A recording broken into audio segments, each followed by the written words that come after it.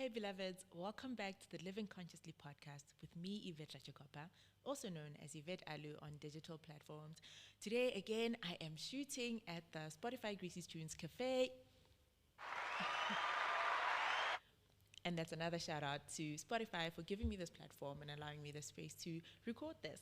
So today's conversation is really just about a life update that I want to share with you guys. I don't do this often, but I'm trying to do this thing where I'm a little bit more vulnerable on my podcast. I think it's something that I often tell you guys to do. And yeah, so I thought today I'm going to be open up a little bit and share a little bit of my own life journey with you guys. So I just got married recently. And Spotify has these amazing, cool things at their cafe. So I'm going to definitely be making use of those. And I wanted to share with you guys a little bit about my journey as a newly married person. I think our last wedding, because we're African, so we had two weddings. And our last wedding was on the 29th of April. So it's been about 2 months.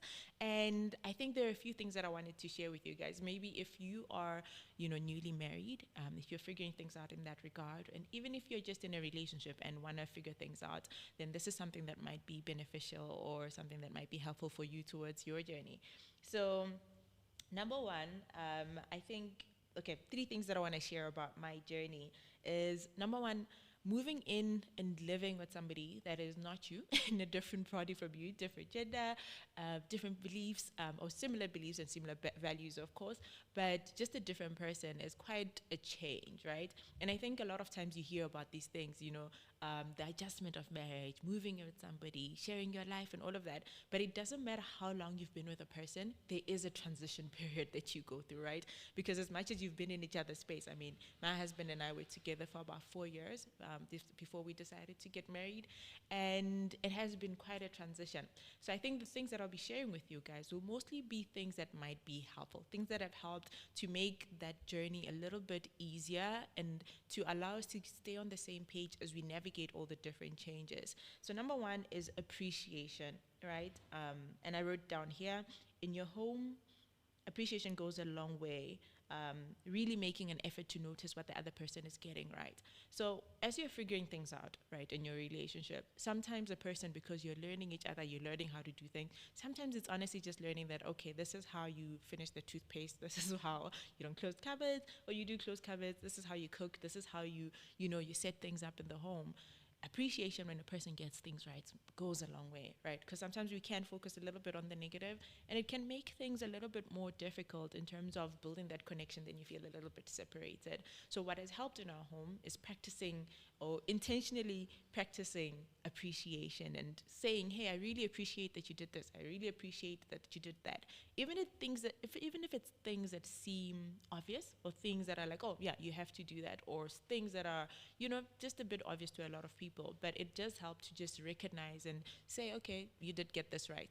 This is also takes away from that effect of criticism, because if you're not appreciating, most times then you're criticizing or you're correcting, and that can also become overwhelming over time, or just being corrected all the time. Sometimes a person just needs appreciation. Say, hey, I'm glad you remembered that thing, and then they'll remember it again because they remember how great they felt when you told them that they remembered and appreciated them for it. So that's number one. Number two is marriage is not the end goal.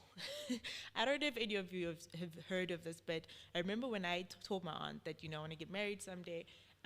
One of my favorite aunts, shout out if she's watching this, but really just we were talking about marriage, and she's like, do you want the wedding or do you want the marriage, right? So, and I was like, oh.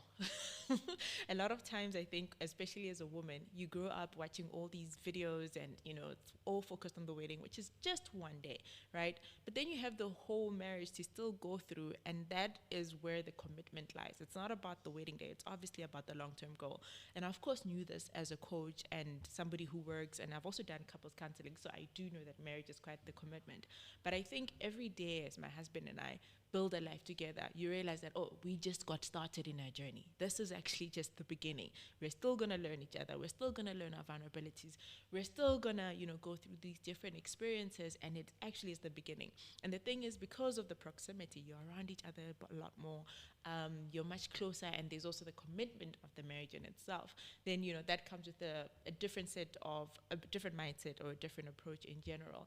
So I think just knowing that it is the beginning, you are building your life. And if you're about to get married, know that it's the beginning, right? There's still a lot that you need to learn about each other. There's still a lot that you need to go through. And just be mindful of that as you navigate the journey.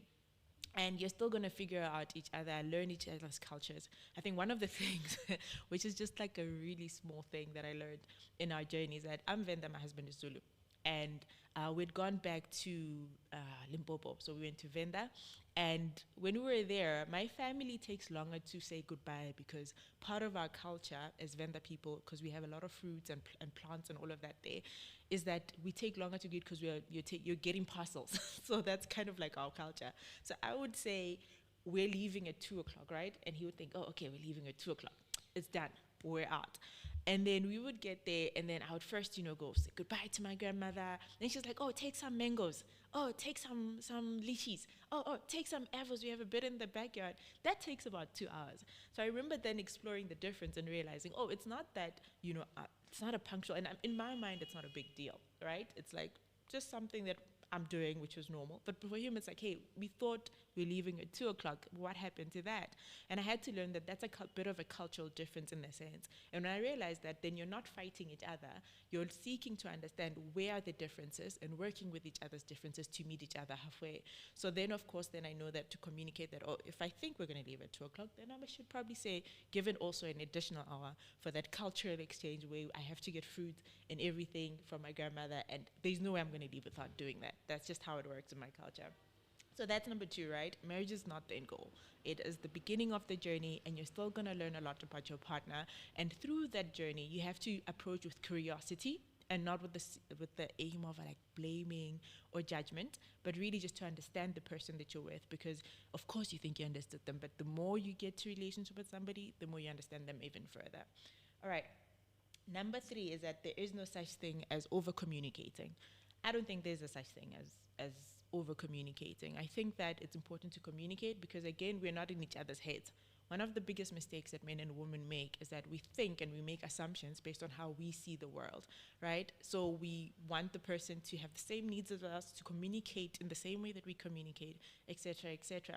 But when you communicate, it allows us to bridge that gap of the different way in which we're made, right? So whether you're in a relationship with somebody and of the same gender, different gender, etc., but it really is about just communicating so that you can understand where they're at, where their heart is at, what you both need, and keep on the same page. Without communication, we actually oftentimes lose a disconnect. So in the beginning, especially if you just got married, communicate, right? Check in with certain things. Don't make assumptions on certain things. Don't overthink certain things. Just go and check in and say, hey, I noticed that this and this and this. Can you tell me a little bit more about that? I noticed that this didn't happen. Can you tell me a bit more about that? And give your partner the benefit of the doubt. All right. Number 4 is give yourself grace and time. I've had to give myself a lot of grace throughout this process, especially since I don't have a blueprint for marriage. So I don't have any relationships that I had to look up to in terms of marriage and what it looks like. And for me, that means it's completely new grounds, right? There are things that I'm learning and I've never seen it before. I am literally learning. So sometimes I know that I panic if there's a disagreement, but then my husband is always like, oh, it happens because he comes from a different environment where he had both parents and they grew up in the same home. So for me, because my background is different, my brain processes things a little bit differently. So there is moments, or have been moments, where I have had to give myself a lot of grace and also give my husband a lot of grace as we seek to understand each other with the same goal in mind. So I think give yourself grace and time, especially if it's early on. I know that it's just been 2 months, but there's so much that I've just learned about myself as a person. So many moments that I think maybe I'll share one day if I'm comfortable, or I'll write another book. We'll see. But for anyone who's newly married, I would just say give yourself a lot of grace, communicate, give your partner the benefit of the doubt, approach with curiosity and not judgment, and just be present along the way. You're only going to be newlywed for a certain period, so it's important that you actually enjoy the process and you're present for it. So that's it from me today. I hope that this was helpful. I hope that this spoke to you. And yeah, let me know on in the comments if you can comment wherever you're listening to this, or on social media as well at Yvette_Alu, and let me know if you have any questions regarding this topic, if you want me to cover more stuff regarding marriage and relationships. Until next time, keep trusting the process and also trust yourself.